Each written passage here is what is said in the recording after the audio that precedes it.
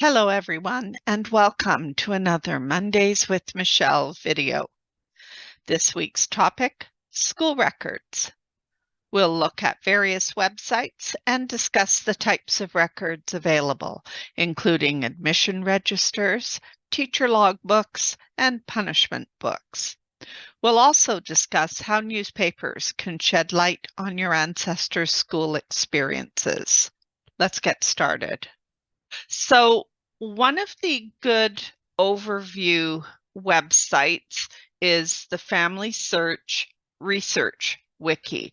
So they've got a really good article on their wiki page for school records for England. So it does give you a number of online resources.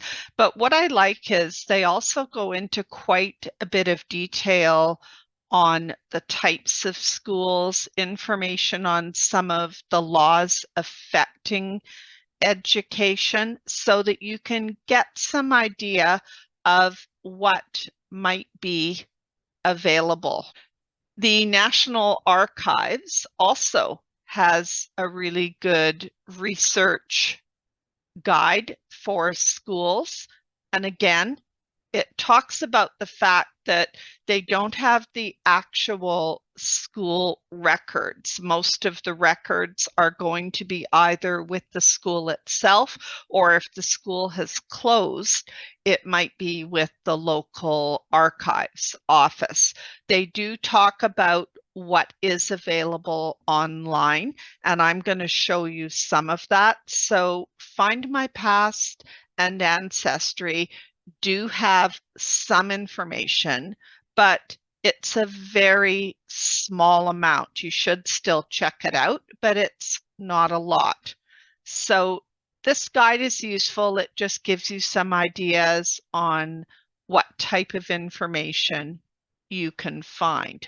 Now, one of the things they suggest is looking at directories just to find out what schools existed in the area that your ancestors lived, because I think a lot of times that's the challenge. Like, I know my grandfather was born in Newcastle, but I have no idea what the schools were in the area when he might have been going to one of the infant schools. So if you look at one of the historical directories, this is the directory for Kingston upon Hull, 1851.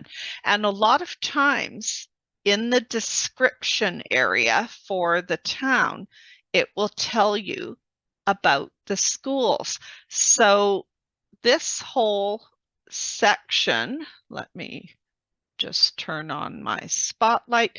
This whole section here is talking about the schools. It's talking about there were two colleges, Hull College and Kingston College. There is a Vickers School, a Marine School, Cogan's Charity School. There were national schools. So you can get an idea of what is in a town by looking at the directories. You can also, if I go to this particular page, you can also do a search on the word school, and you will find mentions of the individuals who headed up the school, and sometimes a listing for the school itself. So W.E. Makins was the master of the Upper Marine School. So there was an Upper Marine School and a Lower Marine School. So here we see Elizabeth Atkinson had a day school on Francis Street. So sometimes when you're looking at census records and you're looking at directories, you can get a good idea of what school your ancestors might have gone to. Now, let's take a look at what the paid subscription websites have in their catalog collections. So right now, I'm just signed on to find my past with my free account. I'm not using my paid account. You can still access the catalog. So I did search all record sets, and it brought me to this particular screen, and I typed in the keyword of school, and I just left it as world records. And as you can see, it's giving all these different entries. There are 4 pages of entries. This one is probably going to be of interest to any of you looking for your English ancestors school records and national school admission registers and logbooks. So it tells you the number of records. My point is, yes, there are quite a few records. It is by no means exhaustive. So there are some things here, but it's certainly not going to be everything that's available. If we look on Ancestry, so what I did here was something similar, typed in a keyword of school, and you can see there are 2 pages of entries. I have limited the search for this one to the United Kingdom, but I could do worldwide. So this is showing the school entries. You notice it's broken down by country. So my point is, when you look at the coverage, there are 42 different record sources for United Kingdom compared to 227 for North America. So Ancestry does have some, but keep in mind, it's by no means complete coverage. If we look at Canada, for instance, and I do the school records, you can limit by province. This isn't doing the filtering correctly. Let me go back and do school records, and let me filter again by location. Canada, that's better. So they've got 10 sources for British Columbia. So you don't have anywhere close to complete coverage, but it's still worthwhile looking. So if we look at Family Search, because Family Search, as you know, is a free website, what I did was I searched on a number of terms. I did a catalog search on school logbook, and I didn't filter by place. So this is just showing everything they have. And you can see they've got logbooks for Newcastle for this particular school. So they've got Durham, Northumberland. My point is, they have 838 results that have the words logbooks. I also searched on school admission. Well, 4,108 results. And again, these are worldwide. We're seeing records for New Zealand, for Australia. We've got Yorkshire, Lancashire.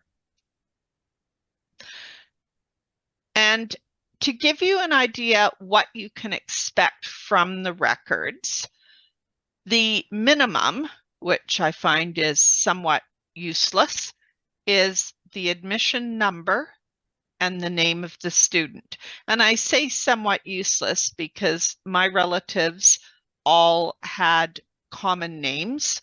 So finding John Renton listed in one of these isn't going to be too helpful without any other identifiers. So some of the admission registers may not prove to be of much use in identifying your particular ancestor. Others, however, here's an example of one. It really bothers me that they left the parent or guardian's name blank. That's very unfortunate. But in this case, they give the child's name. They do give their address, so that can certainly help you connect to census records or directory to make sure you've got the right family. More importantly, it gives the child's birth date.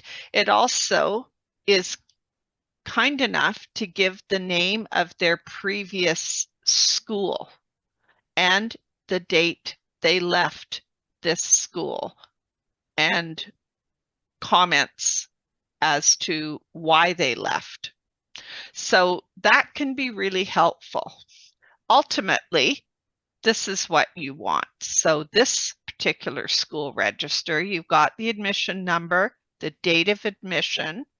They've even got date of readmission. Here is the child's name in full, their date of birth, their address, and helpfully the parent or guardian's name. Again, the last school they attended. And there's other information here on attendance. So ultimately, this would be what you would be hoping for, because you're getting not only the child's birth date, but you are also getting the parents' names, their address as of that point in time. So that can be really helpful. Now, something to bear in mind, because as I said, a lot of the school records are not online with Family Search, Ancestry, Find My Past. Some schools will have their own websites. Other records might be at the local archives. So you've got to be a bit creative when you're looking for them. One thing I've found for North American records, especially the universities, they all produce yearbooks. And here's an example. For instance, University of British Columbia, which is where my father went, I just went to the website and typed in the word yearbook, and it gave me a list, and I was able to access the 1951 yearbook. And if I say I want to search inside for my father's name, Renton, it tells me there are 3 images with results. And if I click on that, up here, these arrows are taking me to the pages that have my search term. So if I click, it's taking me to this particular page, which is showing an article about the officers training program that the university had. And this is my father. It says cadet officers spent summer in Kingston training, and it gives the names left to right. The third one is my father, Don Renton. And if I click again to look at the next result, Dad was an athlete. He was on both the, what you would call the football team, what we call soccer. He was a very skilled athlete. His high school records show him captain of the baseball team, captain of the soccer team. He's in all kinds of articles in the local newspapers. So again, here he is. And there's a write-up about the team's activities. And here this is actually, I found this interesting. I don't know who this J. Sidney Renton is. I'll have to investigate, because it's probably a cousin or something. So it's kind of interesting that he was graduating from university the same year that my father was an underclassman. But the point is, the universities have all these yearbooks, and you may be fortunate enough to find pictures of your ancestor doing some of their hobbies or their interests. So that can be another good resource. Two other types of documents can provide some interesting details. So one of them is what's called the school logbook. And that's the information that the principal or the teacher would keep, almost like a diary of the day-to-day events.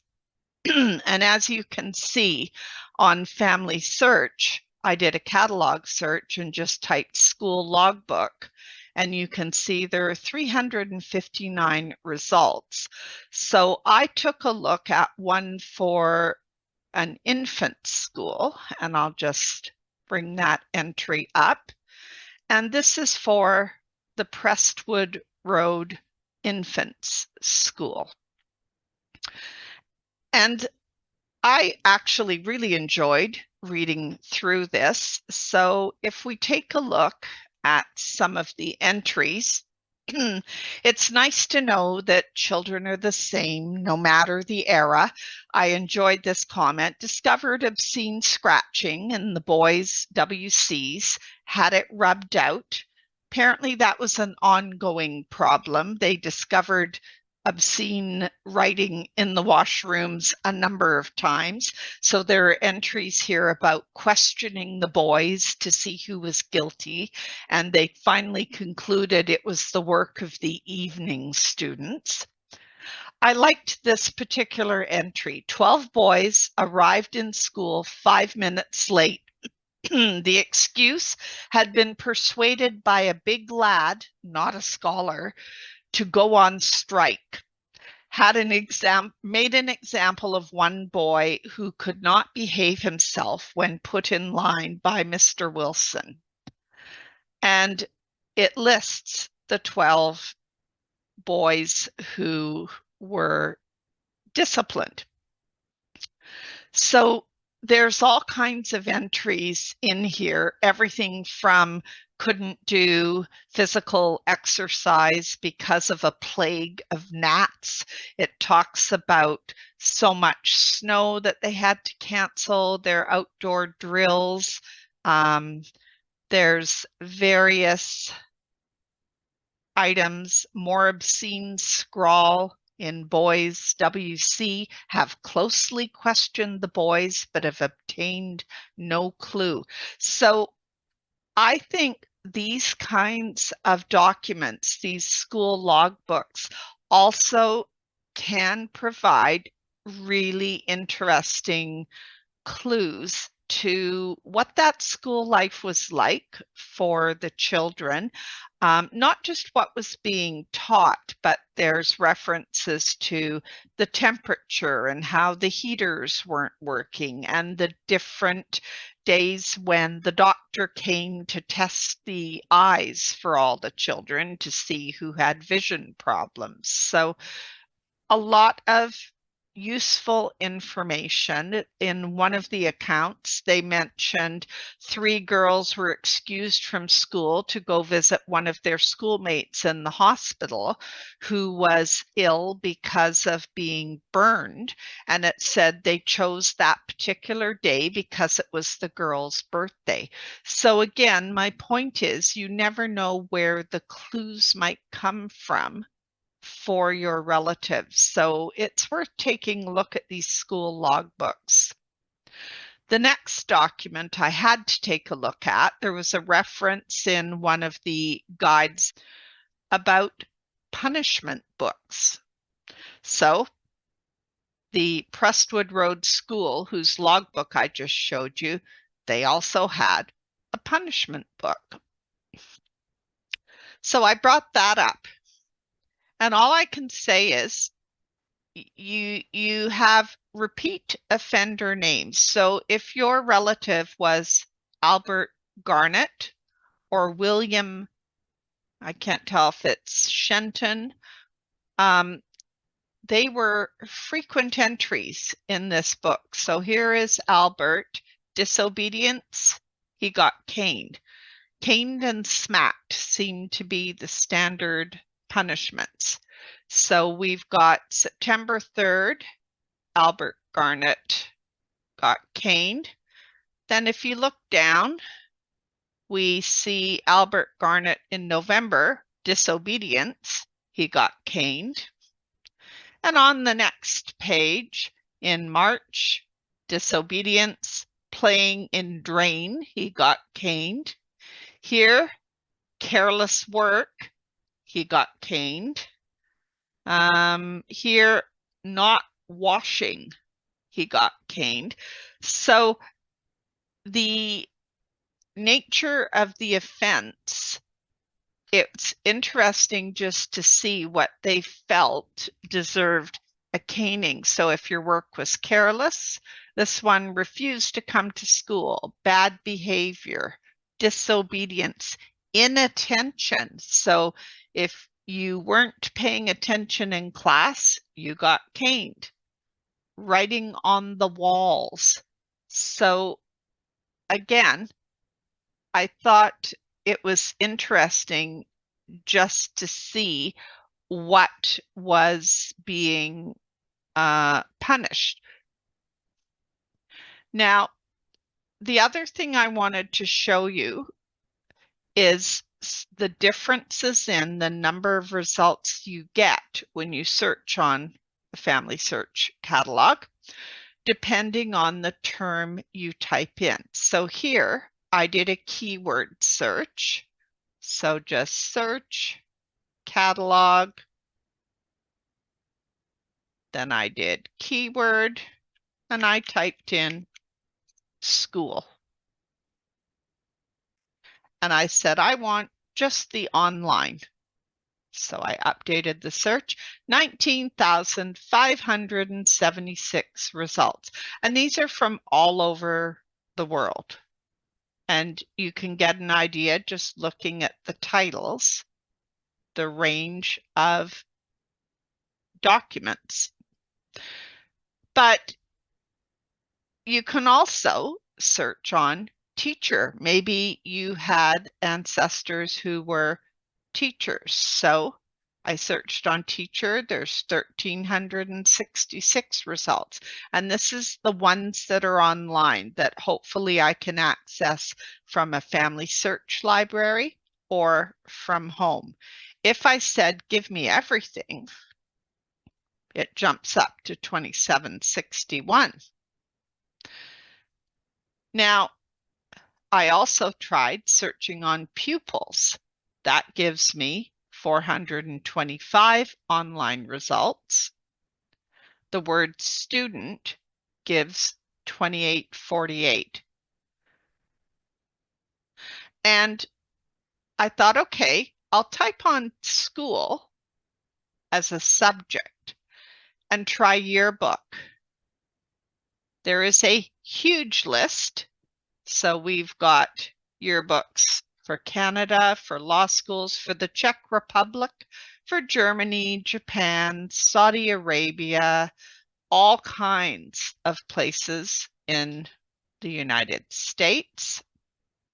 So my point is, your results will be very different depending on your search terms. So keep that in mind no matter what website you are using.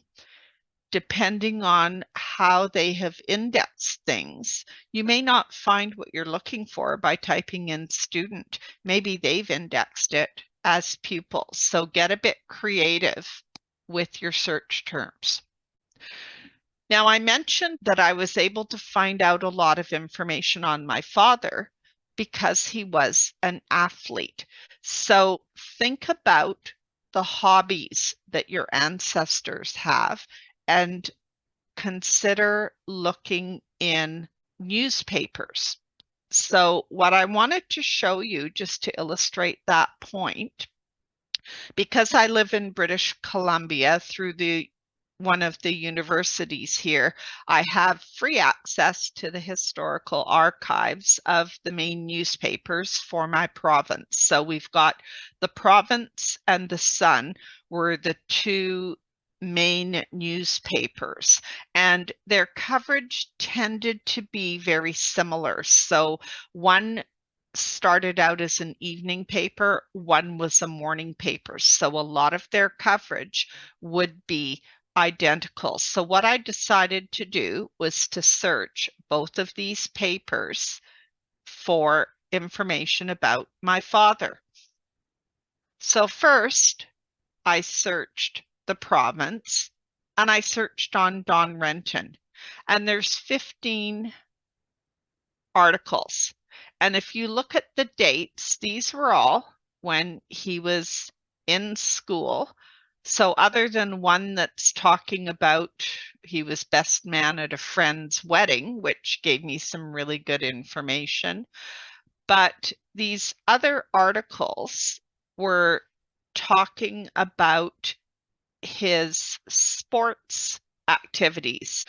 So there's an awful lot you can find out just by looking at newspapers. I've seen newspapers show the awards for top student, for one of my ancestors won some kind of a mention for her artistic endeavors in the local papers, or it'll say the students who graduated from a particular form and are moving into the next one. So all of this can help you pinpoint what school they went to, what kind of a student they were. So it's worth looking at the local newspapers to see whether your ancestor is listed. I hope you enjoyed this week's video. Don't forget to download the handout. You'll find the link in the video description at the bottom of your screen. You may need to click Show More to see the handout links. Thanks for watching.